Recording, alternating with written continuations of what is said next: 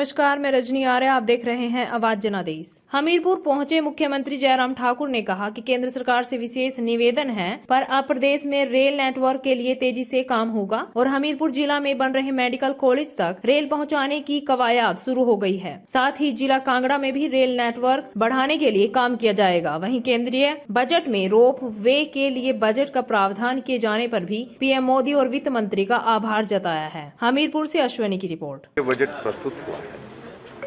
और केंद्रीय बजट बहुत बेहतरीन अब की बात जो प्रस्तुत हुआ है उस पर प्रधानमंत्री जी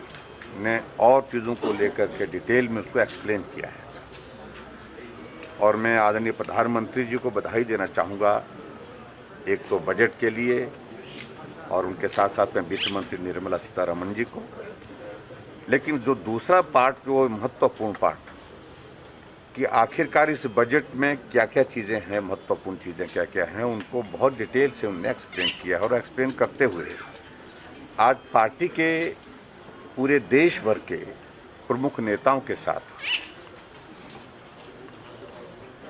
इस वर्चुअल कार्यक्रम में जुड़ करके प्रधानमंत्री जी ने अपनी बात कही और मुझे इस बात की प्रसन्नता है कि इस बजट में इंफ्रास्ट्रक्चर पर बहुत ज़्यादा फोकस किया है। प्रधानमंत्री गति शक्ति के माध्यम से, चाहे वो नेशनल हाईवेज हैं, 4 लेन्स हैं, चाहे वो एयर कनेक्टिविटी की बात करें, रेलवे की अगर हम बात करें और उसके साथ जो हमारे दूसरे जल मार्ग के माध्यम से जो है वो कनेक्टिविटी की बात करें, ट्रांसपोर्टेशन की बात करें, तो उस पर बहुत ज़्यादा फोकस अब किया है। इस बात की प्रसन्नता है कि इस कॉन्सेप्ट को प्रधानमंत्री जी के समक्ष और वित्त मंत्री जी के समक्ष जो है सबसे पहले हिमाचल प्रदेश ने रखा और आज हिमाचल प्रदेश का उन्हें जिक्र भी किया, क्योंकि एक दिन हम जब रिव्यू में बैठ करके हम बातचीत कर रहे थे उसमें हमने देखा कि हमारी पंचायतें जो कनेक्टिविटी के बिना है वो कितनी है। हालांकि 100 के कम है, 80 के करीब हमारी पंचायतें हैं जहाँ पर कनेक्टिविटी की अभी थोड़ी कठिनाई है, पंचायत हेडक्वार्टर नहीं कनेक्ट हो पाए 3615 पंचायतों में। तो जब हमने उसका रीज़न पूछा तो मालूम पड़ा कि एक तो फॉरेस्ट की क्लियरेंस का इशू है, दूसरा जो है वो टेरेन इतना टफ है, मुश्किल है, तो वहाँ अभी बहुत सारा पैसा लगेगा, बहुत सारा समय लगेगा सड़क को पहुँचाने के लिए। तो फिर उसके बाद चर्चा के माध्यम से एक विषय निकला कि क्या ये संभव है कि हम रोप वे के माध्यम से कनेक्टिविटी को जो है वहाँ पर करने की स्थिति में हो सकते हैं, क्योंकि प्रदेश सरकार के पास तो संसाधन नहीं है। तो हमने तुरंत उस बैठक के बाद प्रधानमंत्री जी को भी लिखा और निर्मला सीतारमण जी को भी लिखा और दोनों से प्रधानमंत्री जी से मिलने का भी हुआ और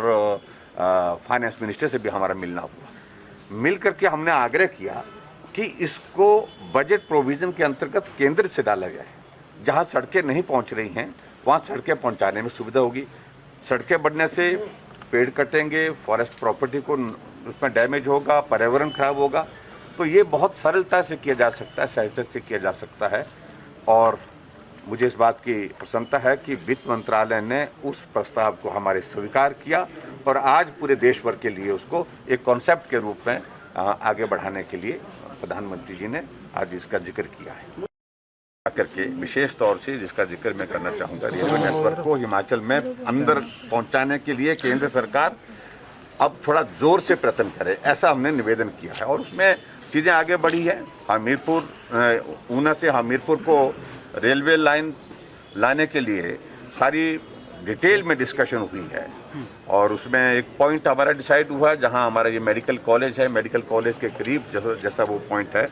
जहां तक रेलवे नेटवर्क, क्योंकि वहां से आगे का दूसरा पार्ट जो है उसमें तो टनल है, उसकी कॉस्ट जो है वो लगभग 2000 करोड़ रुपए जा रही है सीधे। तो इसलिए पहले तय किया कि पहले वहाँ तक पहुँचाए, शायद मेकल में यहाँ से 8-10 किलोमीटर की दूरी पर वो पॉइंट होगा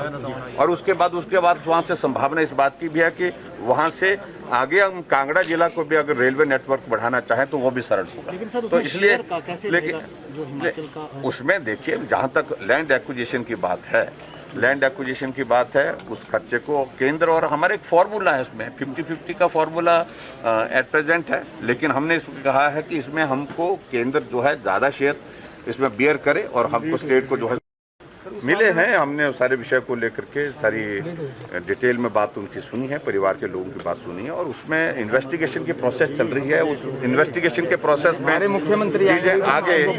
चीजें बढ़ी है और एक आदमी को गिरफ्तार भी किया है, उससे जो है वो सारी पूछताछ चली हुई है। लेकिन इतना जरूर है कि उस सारे मामले की